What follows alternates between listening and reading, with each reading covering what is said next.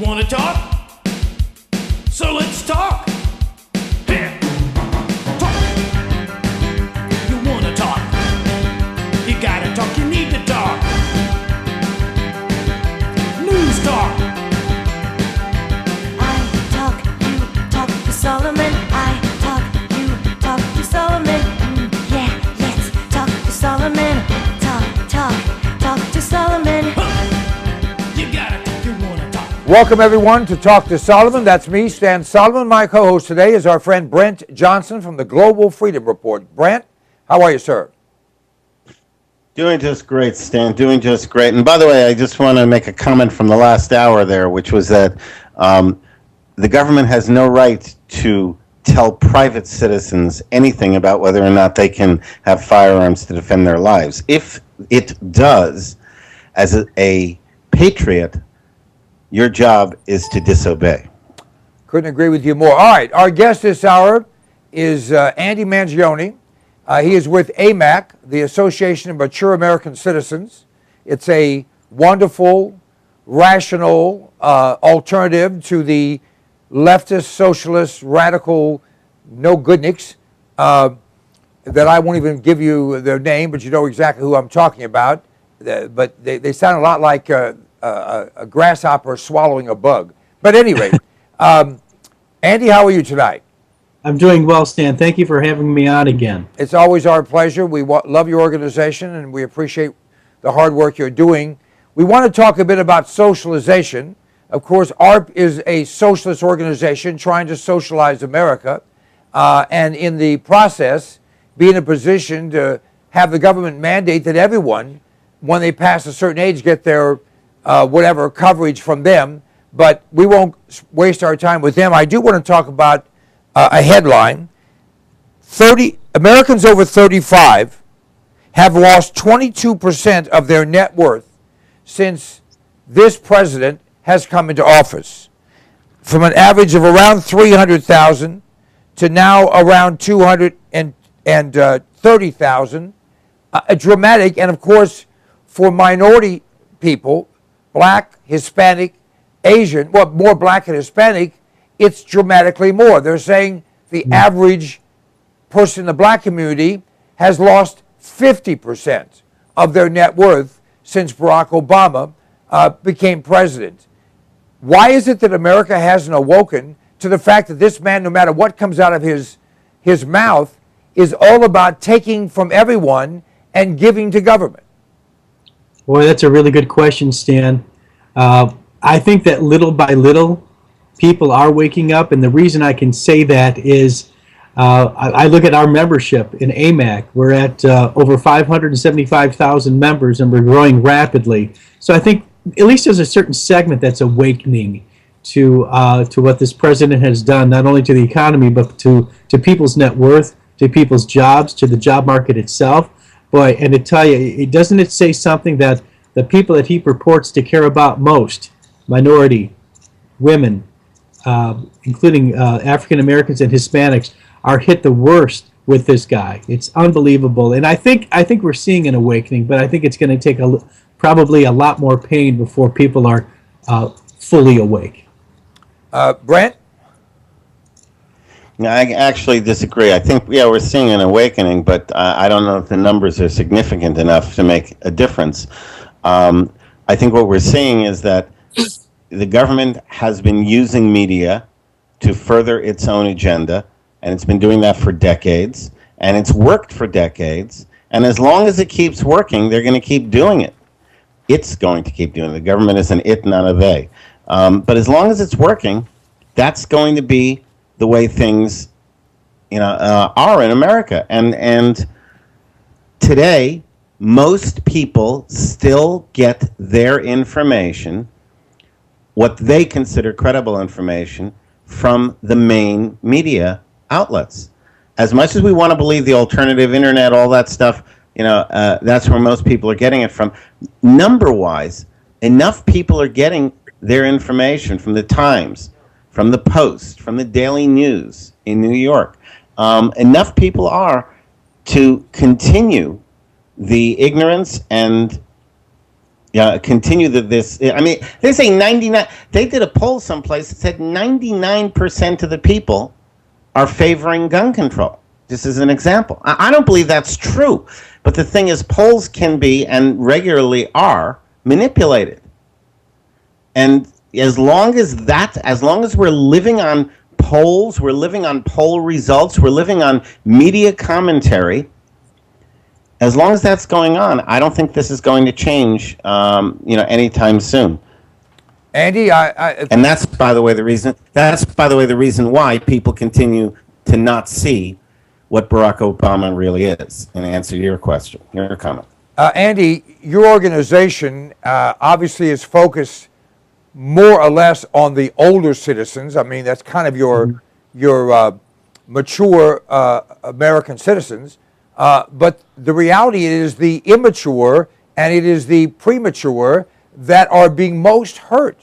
You know, for those of us who have worked our lives and have a little bit, and we're not going to be affected as dramatically as our kids and our grandkids who have a future of, what's the old song, 16 tons, and what do you get? Another day older and deeper in debt? Well, that's not very exciting if you're only 20 or 30. Right. We do represent Americans age 50 plus, but I want to be clear here, Stan. Anyone can join AMAC. Anyone can. Now, the benefits that we have, the member benefits and services, are geared toward people 50 plus. But if you want an organization to advocate for conservative values, for your conservative values, then by all means you can join AMAC. When I was talking about people waking up, I think there's a segment of people that are waking up. I think the conservatives are getting really, really upset. I agree with some of what Mr. Johnson said with regard to where people are getting their news, and I will acknowledge that the mainstream media, while they are hemorrhaging viewers, look at CNN's ratings were down in the first month that Zucker was in charge, and the print media, Newsweek going out of business. They're still formidable. I recognize that. They're not as powerful as they used to be, and I'm by no means deluding myself to think that they are weak or to think that they are punchless, because they carry a lot of clout. We've made strides with shows like this, with conservative talk radio, with the internet, as well as cable TV news, but we still have a long way to go. All right, I want to ask you about CPAC, the Conservative Political Action Conference. That's kind of been a bellwether. It's not Holy Grail, but it's been a bellwether. The big news is they're not going to invite Chris Christie. Duh. The man is just to the left of Lenin. But is AMAC going to be there? Are you involved in things like that? Yeah, we're going to be there. We'll be displaying.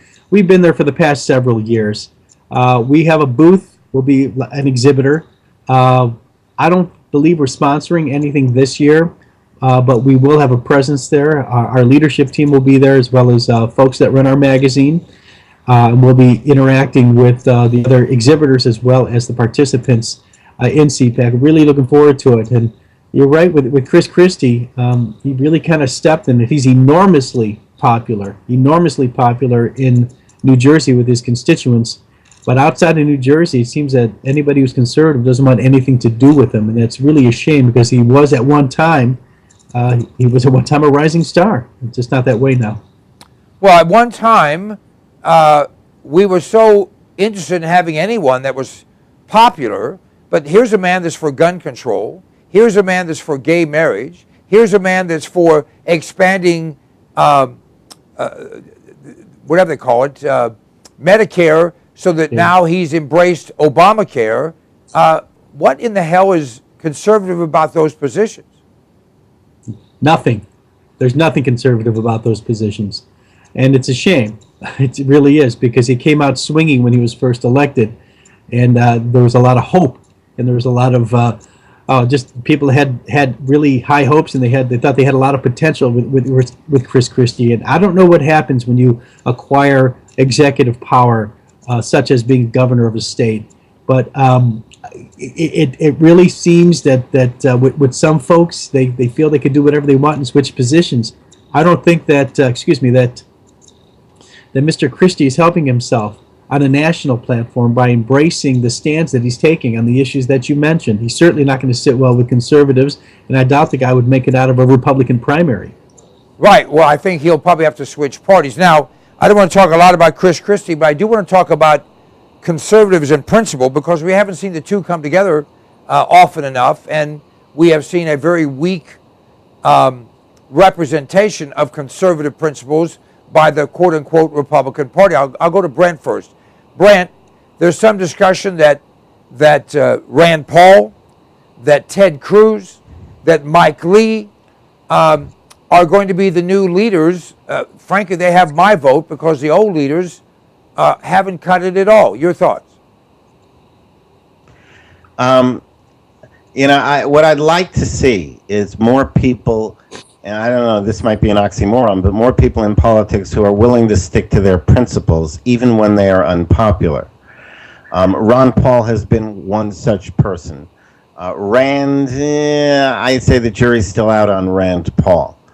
He comes from a good family, but he's been very, very willing to compromise on behalf of politics his principles, and he's even come out and said that that's what he's doing.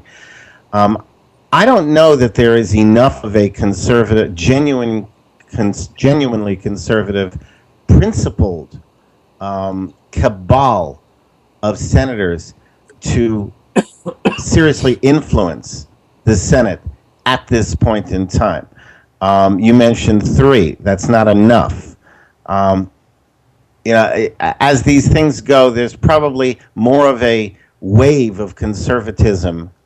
These things come in waves. There's more of a wave right now. It's on the waxing end of it rather than the waning end of it.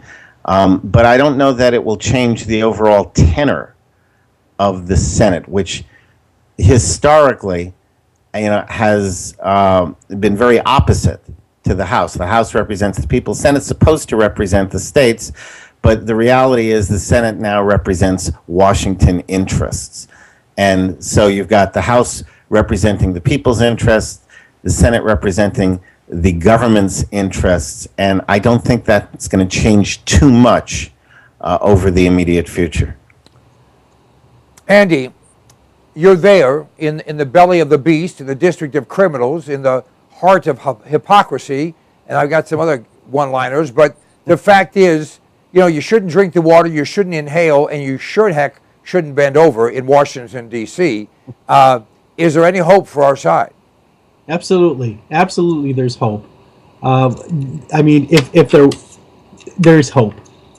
We have been meeting with legislators, we've been meeting with their staff every month, going back to Washington next week, and there are some bright, young, conservative minds, and as well as conservatives that have been around on the Hill for a while with great ideas. There's hope. This is not hopeless. The country is going to survive Barack Obama. Now, I'm not going to put on my rose-colored glasses and say, and it's going to be all rainbows and unicorns for the next 4 years. We know that he's going to do everything he can to continue to ignore the economy, to push social issues down our throats like same-sex marriage, gun control. They're using the military as a social science test.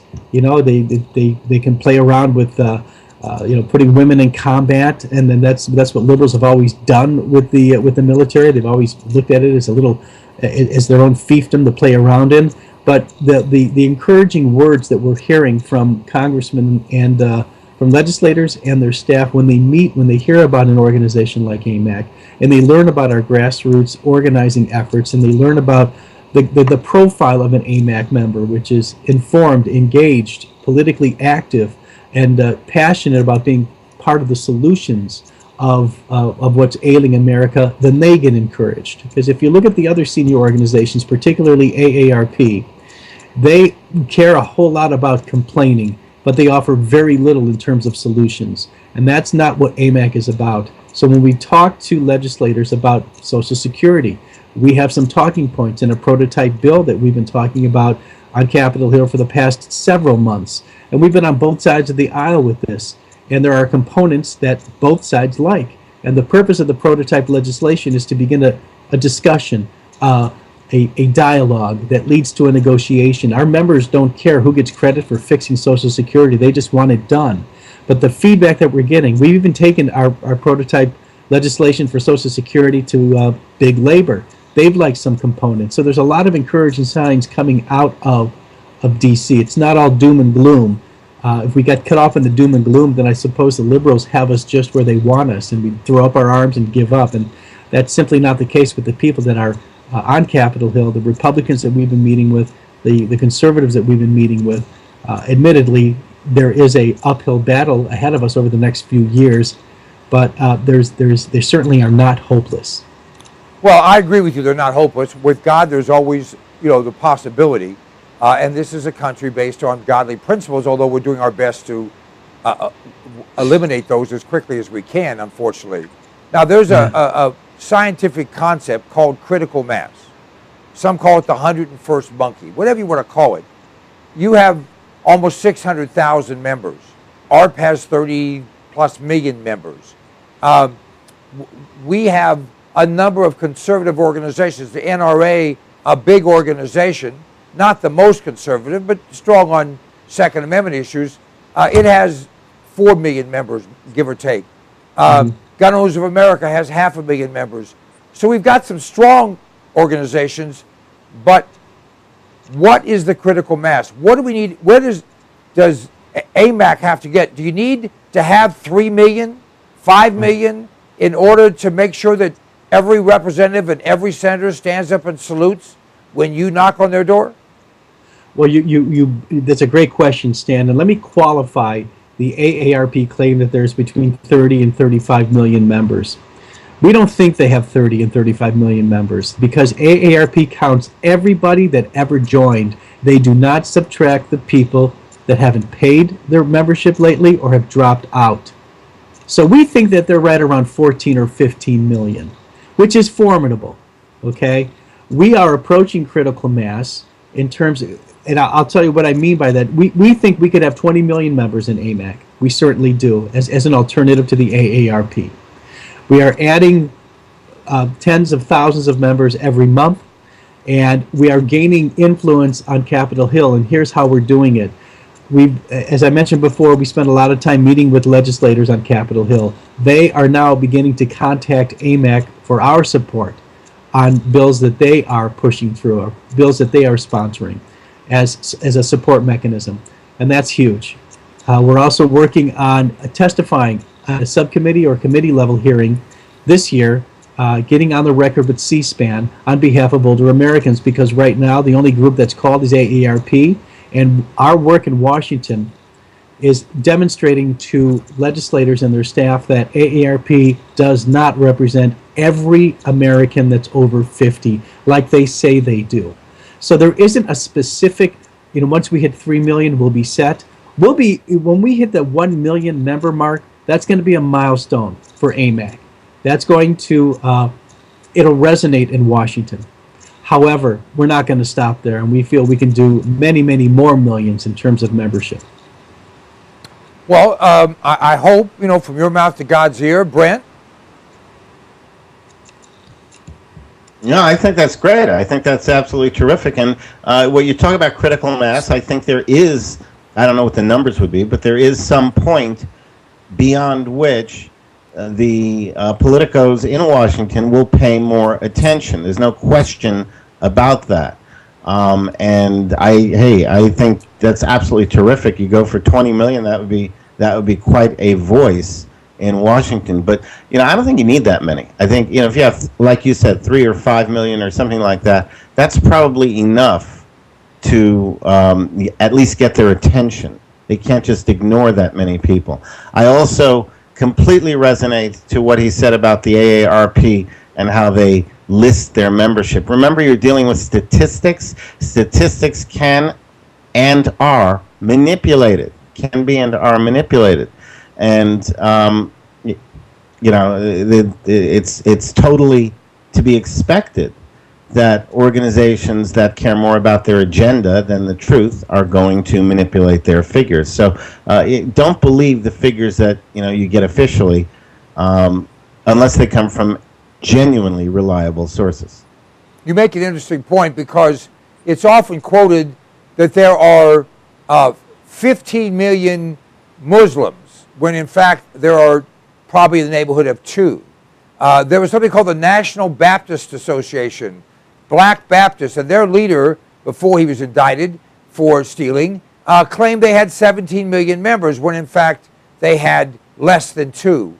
The left is very, very good at making claims because they're Goebbels fans, if I'm saying that right, and I don't really give a crap because he's in hell anyway, but they think if you say a lie often enough, people will start to believe it. Am I close here, Andy? Yeah, I think that, and Brent, I'll echo what Brent has been saying. The thing about there's a couple of other organizations that say they're an alternative to the AARP and the conservative vein. AMAC, I mean, we count our members every day. We know who's renewed, we know who's signed up, we know who's dropped out, and our numbers are accurate. And I agree with Brent. I don't think it's going to take 20 million members to get the attention of Washington. We have their attention right now. The fact that legislators are reaching out to AMAC to support legislation proves that. However, we've been told by legislators in Washington that 1 million members will really get their attention. And when we go over, when we're in Washington, and we describe the profile of the AMAC member, we're talking about conservatives here. So we're talking about people that vote. And we have an average of 1,300 AMAC members in every congressional district. Now keep in mind, it's an average. In some districts, there will be many, many more, and in some districts, there will be many, many less. But we average 1,300 AMAC member in all 435 congressional districts, not counting the territories, in the United States. And when we throw that statistic around, we get people's attention as well. Well, when you think that the average congressional district is around 630,000 people, 1,500 is not a significant number on its face. But when you understand that the majority of people are not active, and 1,500 activists in a congressional district is absolutely huge. Am I saying that correctly? You're saying it exactly correctly. And speaking of activists, yesterday, actually on Friday, we launched the AMAC Delegate program. And we are putting an AMAC delegate in every congressional district that will meet with the congressman in their local district, set meetings with them, introduce them to AMAC, give them our stance on key issues, and also schedule town hall meetings that are AMAC sponsored and are specifically for AMAC members. In a very short period of time, every legislator in this land, I don't care what side of the aisle they're on, will know that there is a new, vibrant, active senior organization called the Association of Mature American Citizens that has constituents that live in their congressional district. Andy, if you don't have someone yet for Cincinnati, or at least part of Cincinnati, because we have 2 congressional districts in that particular city, I would love to be part of your organization in Cincinnati. We would welcome you with open arms, Stan. I'll email you an application and put you on the delegate list. We would love to have somebody like you walking into a congressional office and letting folks know about AMAC and what we stand for, and of course putting together those town hall meetings. Well, it just so happens that the representative in my part of Cincinnati is a very good friend of mine, and he comes to my house somewhat regularly, so it won't be hard to get to talk to him. Great. At any rate, but I think that is one of the things that many AMAC members might have, and that is existing relationships. Now, if you have somebody on the left, I don't know if you have AMAC members with existing relationships, but there are people too, and you might have some relationship with them. But anyway, by the way, my email is my name, so it's easy to remember. It's Stan Solomon at stansolomon.com. So you can jot that down. All right, let us talk about, how do I say this? We only have a minute. All right, I'd like to get your comment on this sequester line of Obama crap. That's my particular quote. I mean, I've never seen so much absolute boulder dash in my life that we're going to, have to stop all these things at the same time. They're starting all kinds of new things, And the reality is they don't have to stop anything because this is a cut in the growth. It isn't one dime off of what they spent last year. It's a drip in a huge bucket of money. And I'm so sick and tired of having my intelligence insulted on a daily basis by people in the administration, starting with the president, whining and fear-mongering about what's going to happen with a component of a law that he himself suggested and signed into law, and then turns around and blames Republicans for the potential of this law, the potential of his actions to actually take effect. You're right. It's insulting, and it's the same fear-mongering we heard with the Clinton administration when they tried to balance the budget, and they threatened they shut down the government and blamed Republicans, and Newt Gingrich took it in the shorts when he did that. It's the same recycled argument. It's the same fear-mongering, and the lies that are being perpetuated and told by this administration as to what's going to happen with a potential sequester are outrageous, and among other things. And they're just, I can't listen to it anymore, Stan, because it upsets me, because I know it's just they're looking at you and they're lying and they're playing the same old game. And it's I think we're going to see some Obama fatigue, similar to Clinton fatigue, set in, and I think it's going to start right around this sequester business. Well, if you take the vowels away, all you have left is a BM, and we'll leave it on that high note. I will look forward to your email, Andy. Thank you so much for joining us. God bless the work you and AMAC are doing, and please keep it up. Thank you very much for having me, Stan. God bless you. Appreciate it. Brett and I will be back with Robert Greer, who has written some very interesting books on Islam, and in just a moment, so stay tuned for more of Talk to Solomon.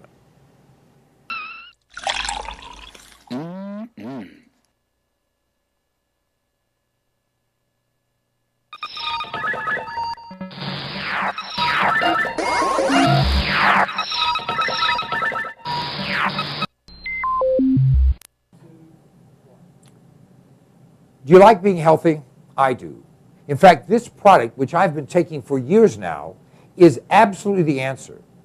Now, you may not believe it, but I'm actually 21, plus tax, of course. This product has 146 different healthful nutrients in it, and it's liquid, so it's bioavailable. It tastes great, and it's sugar-free. 1 ounce of Sonic Life each day will help you to maintain and enhance your health. It's a kind of a gift, well, that you'll thank your mom for, your husband for, your wife for, your kids for. Whoever you give it to, they're going to say thank you, and you are going to enjoy the benefits of having all the vitamins, all the minerals, all the nutrients your body needs in one very reasonably priced product. Just go to cpnlive.com, and everything's right there. You'll be able to read all the ingredients. The price is right there, a flat price delivered to your door anywhere in the United States of America. Sonic Life is a gift, a great gift. Give it to yourself. I do.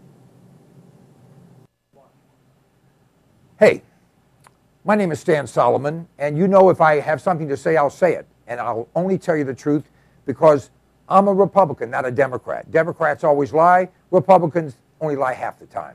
I don't lie at all. This is the Fuel Mule.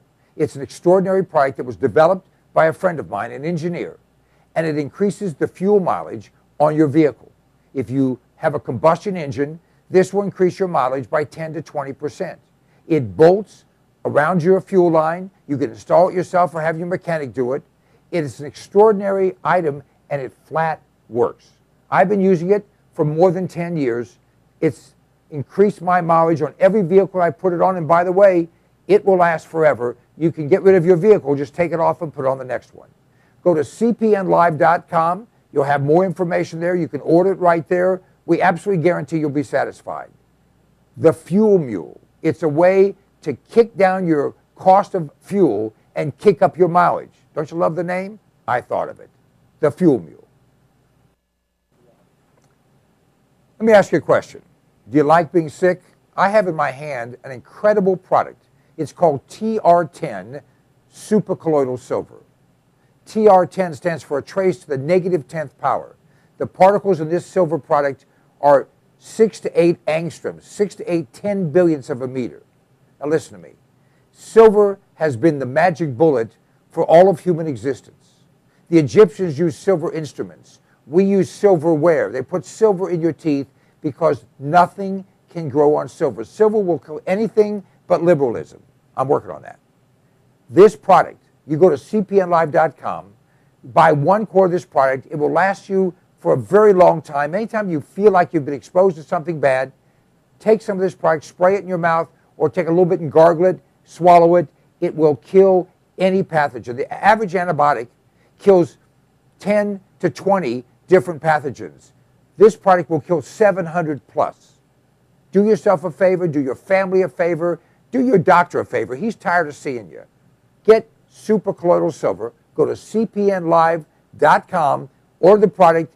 It's $29.95 plus shipping. I think it's $39.95 delivered any place in America right to your door. It's worth 10 times that. Check it out. If you're not 100% happy, just return it and we'll give you your money back. I like to eat. You like to eat? We all do. And usually we run to the grocery store, we run to the convenience store, or we have something in the fridge. But power's been out in parts of this country in the last few weeks. We don't know what's going to come down the pike economically. Smart people are putting in food. Alpine Air Gourmet Reserves is a line of foods that you can put away that will last for a very long time. You know, they say eat what you store and store what you eat. This is great tasting stuff, healthy for you, a full line. You go to our website, cpnlive.com, and click on the button for Alpine Air Gourmet Reserves and see all the different things we have. This is good tasting food. It's reasonably priced. It will last. And it's worth its weight in gold if a problem arises. I know you don't think there's going to be anything that goes wrong. Actually, you do. This is smart. This is smart insurance. This is smart preparation. This is smart thinking. You have kids, you have a spouse, you have parents, you have dependents, you have an appetite.